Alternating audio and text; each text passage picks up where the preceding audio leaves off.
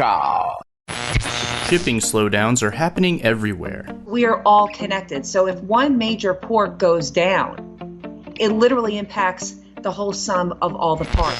I'll talk to you as much as you want me to. Okay, I appreciate that. That'll make for a show then. Tom Merritt is here with us, everybody. Tom Merritt, of course, of Daily Tech News Show, and on the shelves of bookstores, and then other shows. And I don't know, what do you want to talk about first?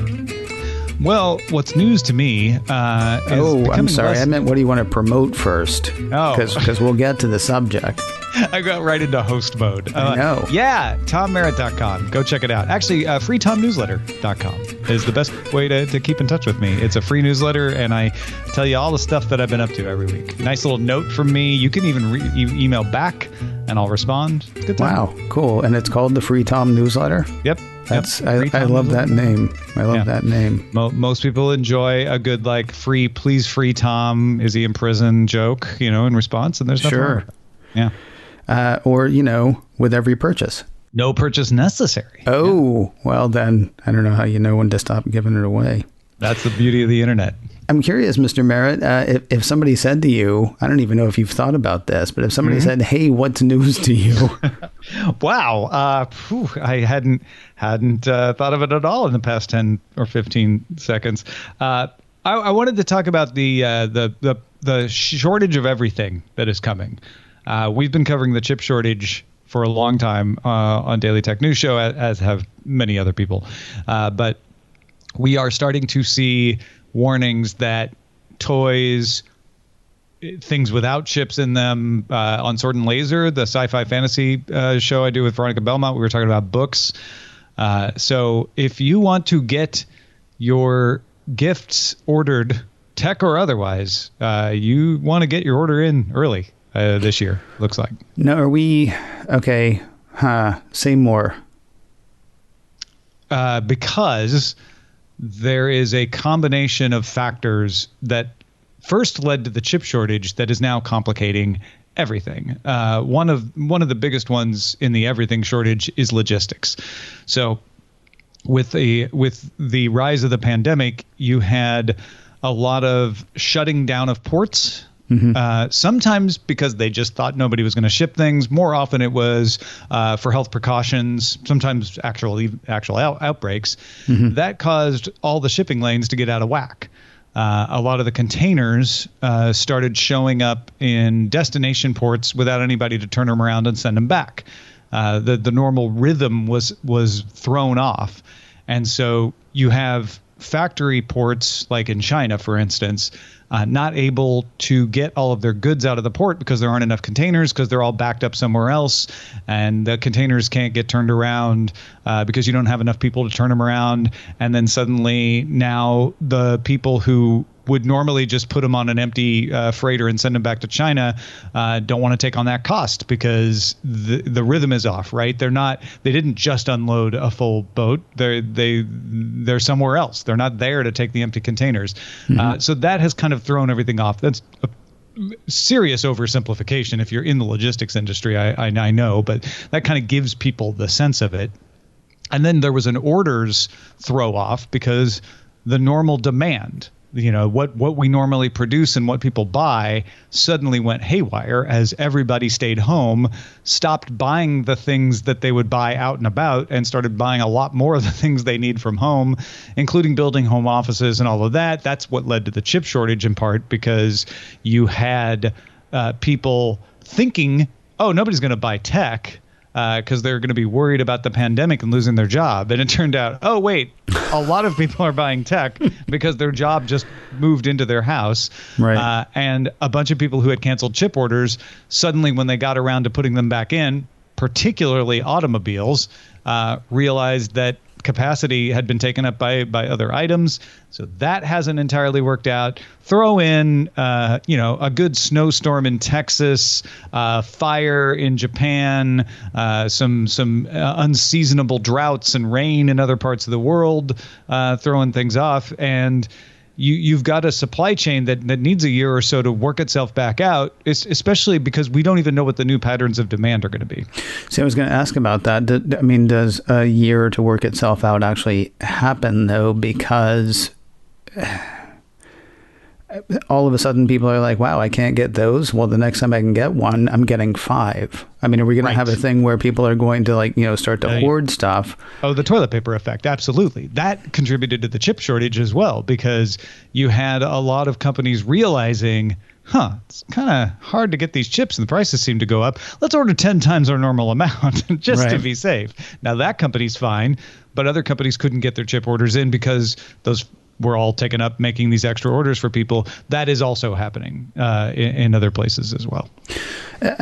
Last time we talked, there was a new day dawning, a new breeze a blowing. They were saying you didn't have to wear your mask. You talked about how you'd put yours away. Things have gotten weird since then, so it's been a while since we have talked. I can't remember. Do you do the grocery shopping in your house, or does somebody else, or do you order in? I do. You do? Yeah. All right. Do you have that thing where when you go to the store, it's like, wow, those noodles I've always been able to buy aren't there? Like, is your assumption, well, this is another sign of that? And is that an accurate assumption, or is it just, I guess they were running low on that this week? I think it's a little of both. And the difference is between now and previously, I was having everything delivered until earlier this year.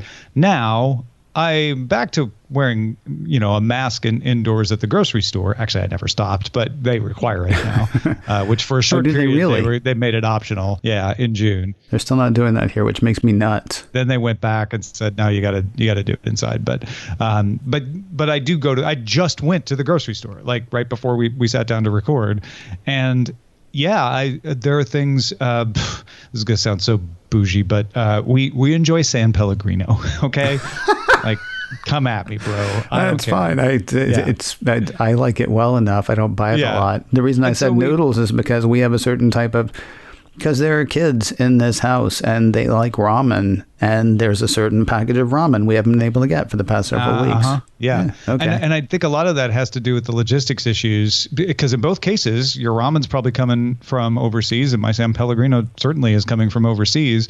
And so I think it's just kind of hard to keep those supplies running. It's not like there's a shortage of ramen or water from Italy, but it's just getting it there. It seems to be the issue. Talk to me about the books thing, because I'm really curious about that, and let me preface it a little bit with, again, those heady times of mid to late June when they were like, yeah, it's fine, go back outside and play. My special lady friend and I went to Barnes and Noble, which used to be one of our favorite things to do. And honestly, I don't know that I want to walk into one again, because the one that we go to is 2-story, and you could just look down from the second story on the floor on the first story where all the shelves of stuff used to be. It's gotten, it was a bit depressing. It's like, oh, yay, we can go back outside. And then everywhere I looked was a constant reminder of the past year and a half. Is the shortage of books, what would that be? Is that supply or demand? Because I know I'm living on my Kindle right now. But is it people weren't going out and buying, or is there some other logistics thing that I'm missing? There's actually a very healthy demand for print books. They may not be going to Barnes & Noble to buy them, so the empty shelves at a Barnes & Noble might be a change in patterns where people are maybe going to independent stores or ordering on bookshop.org or something like that. But the print demand it's dropped over the years, but it hasn't plummeted. It's plummeted more for mass market paperbacks, for kind of disposable type of reading, more so than it has for trade paperbacks and even hardbacks. But what's happened a little bit last year, and is definitely happening again, is as demand picks up for print books towards the holidays, because people buy books as gifts, they can't get the shipping lanes just like everybody else. In fact, an author friend of mine was worried that her book release was going to be delayed, but they ended up changing where it was printed in order to make sure that they could get them delivered in time for her book release. So her books would normally have been printed probably in Vietnam or China or somewhere like that, are being printed in Italy. Because that's where they were able to make sure that the supplies could get to them. And again, a lot of that has to do with, have they reduced the employees at the factory at certain places? Are they able to get them on boats and get the books where they need to go and things like that? So it really is a demand-oriented shortage and a supply-demand mismatch shortage with publishing versus just like you were saying, like, everybody's doing ebooks. Probably a lot more people are going to do ebooks this year just simply because they can't get the print book because of the logistics issues. So is there a prediction for how this goes? Like, is Black Friday going to be Black and Blue Friday? You will not see the sales that you normally see. I think that's going to be the story that you'll see on the local news, right? Is like, Black Friday sales, while they're still out there, are not nearly as deep and as numerous in the past. Because, wow, you're already writing for Cron. I know, right? Coming up at 10:30. Yeah. I think you're going to see that story. My guess is because this is now starting to bubble up into the consciousness, you're going to see a bit of an early rush, an early demand. And so that could lead us to seeing the shortage peak happening earlier. Versus, and there may be a situation where in December you're actually able to get a lot of stuff that you couldn't earlier in the year because so many people rush to get ahead of it. We'll see if that turns out true or not. That feels weird, honestly. That feels like a thing that has been happening over the past few years. Like, I have always been a person who shops closer to Christmas, and it's born of habit because I used to live 1,000 miles from home. Like, I'd spend my year in Boston, but I would go home for Christmas, and I wouldn't buy, a bunch of stuff to take with me. I would go shopping when I got home, when you could still get, like, decent prices and things like that. And now it feels like a couple of years ago, I tried that again, and it was like, wow, I could have bought this in July at the same price because all the sales are over because they've already done the Black Friday thing. I'm curious how that's... See, we live in a world right now, though, where everything that feels even a tiny bit weird feels really weird. Like, I assume, this is obviously because of, the approach of Ragnarok. I have two more questions for you. Okay. How much of this is tied into JIT, the just-in-time sort of like shipping, and nobody sits on inventory anymore? If they're sitting on a week of inventory, then they're sitting on like 3 days too much inventory. How much of this is how tight the supply chain got is my first question. Well, sure.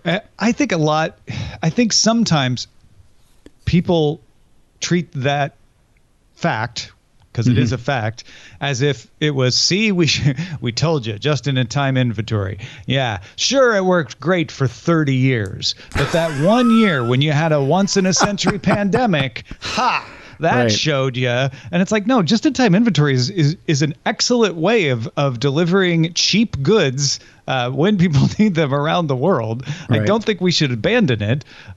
It's just that, hey, this incredibly unexpected event happened and threw it out of whack. So can you tweak just-in-time inventory to be a little more adaptable to unexpected behaviors? Hopefully that's what people learn from this is like, we'll have just-in-time inventory, but we'll have these plans in place if something unprecedented happens again. But it's a little bit like trying to fix the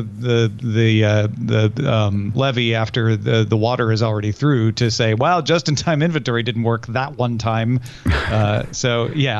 Yes, absolutely, just-in-time inventory doesn't work when you shut the entire world economy down and then turn it back on again. But I'm not sure that means you should never practice it. Right.